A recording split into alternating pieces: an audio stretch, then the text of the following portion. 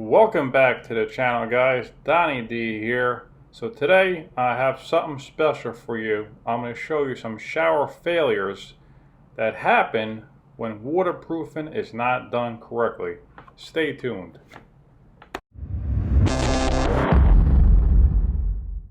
Okay, thanks again for tuning in, guys. Donnie D here. So I'm just going to show you a couple photos. Here's a shower we did a few years back. This had no waterproofing. You can see the mold everywhere in the shower. Everything was completely destroyed. I mean, the water was so bad that it was coming out through the shower walls all the way down into the other room. I'm going to show you right here. Tile floor stain. This whole shower is getting gutted to the studs. Was not waterproofed properly. The water's coming through the wall, destroying this wood floor here. As you can tell, we had a plumber come here, check to see if this plumbing is leaking. No leaks here. So as you can see, this is hardy board, which is a cement board, but it's not waterproof. It just kind of absorbs the water, wicks it away. All this is down here is wet. So we're going to be ripping that out. There's no waterproofing.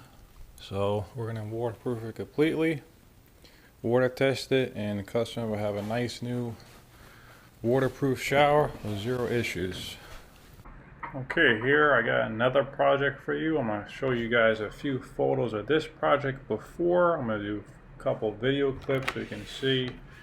I believe this shower right here had marble on it and was really falling apart. I mean, this thing's been leaking for years. This client said some water was coming through the ceiling. It wasn't tremendously bad leaks, but things weren't done properly.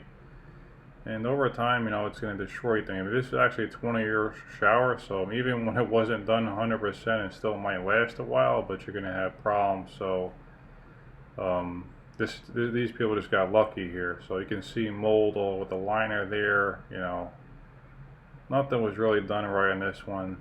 So I'm going to show you here in this clip. And this project can consist of the shower's going to get redone. So everything has come out in the shower from the ceiling down to the floor. Completely new, everything waterproofed. So I'm going to start demoing this out and go from there. Okay, here we are. They only use 2x3s for the curb here. They had a 5-inch marble threshold on top. Usually we use a 6-inch nowadays.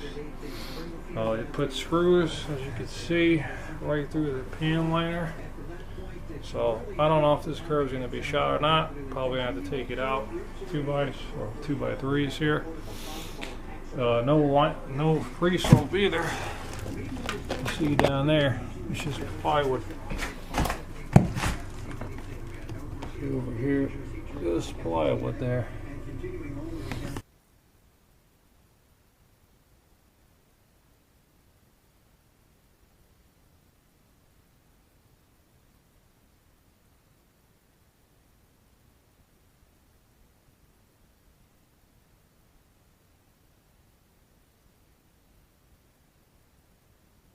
Okay, here we are. Got the shower demoed. Glued the cement board to the studs, which is something that you don't really have to do. This was a nightmare demoing. But just to show you guys how cement board gets wet and stays wet, because it's right over the liner there, and it wicks the water right up.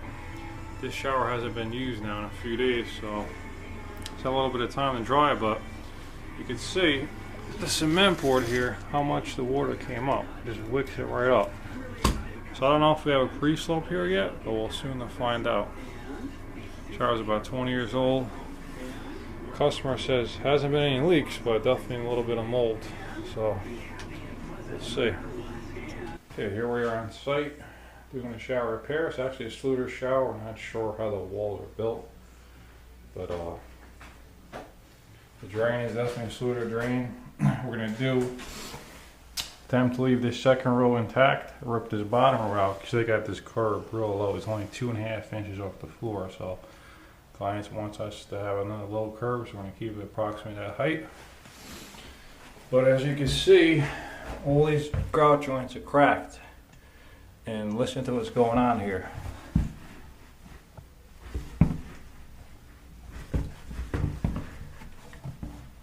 whole subfloor is leaking.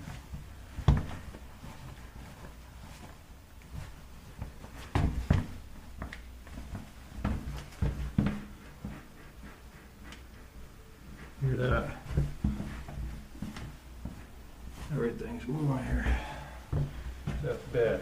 Everything's moving, so we're gonna pop this out, see how it goes, and go from there. We got the shower ripped out. They even thin set the pan down. I mean, look, there's almost no thin set there. Use a curdy trowel on the base. They got a hole in the subfloor here, so I have to cut out this section, replace it. They had the flange really cocked, really bad over there. They had screws sticking up, so that went through the pan, might have punctured the membrane. Between that and the curb, that should be problems for the leaks. So we'll continue on here. Okay, here's another reason why the shower failed. You can see that they put about 5/8 to 3/4 in the rest of the bathroom. But your subfloor here in these older houses in the 70s, they're only 1/2-inch plywood. So I'm going to tear out this section, replace it, and we're going to put 3/4 over this whole section and be rock solid when we're done. That's how it needs to be done. Okay, so here's another project I did. I came in, this prep work was already done. I'm showing you the liner here. You can see the hole there. That's going to be 1.5 leaks. So really not done properly. Now I'm checking to see if there's a pre-pitch, and come to find out there actually was. They used a foam pre-pitch method, which definitely works, no issues there. But once again, the floor is off level, that's going to be going with that. So either way, it's better than no pre-pitch. But liners, you really need to be done correctly 100% every single way. There's a lot of things you can mess up for them not to fail. Overall, it's not the best method. Okay, now I'm going to just show you a few pictures, a few clips here of actual jobs that I've done and what we do to ensure that your shower will never leak, and that's by flooding it out from anywhere from 12 to 24-hour period. So once it passes that, I pull the drain the water, and we're ready for tile.